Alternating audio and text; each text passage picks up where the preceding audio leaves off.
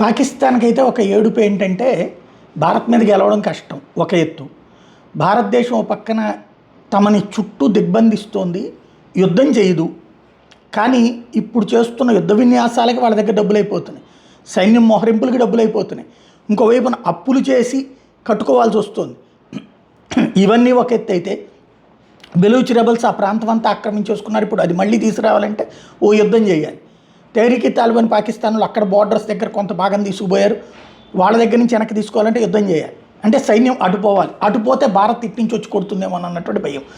ఇదంతా ఒక ఎత్తు అయితే భారతదేశం ఆల్రెడీ ఈ ప్రాంతాలకి పిఓజేకే ప్రాంతాన్ని స్వాధీనం చేసుకోవడానికి అడుగులు వేస్తుంది అన్నటువంటి వీళ్ళ అనుమానం.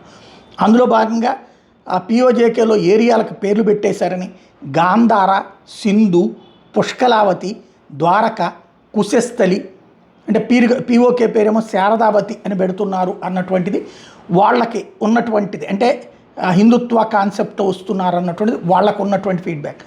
దాంతో విలవిల్లాడిపోతున్నారు.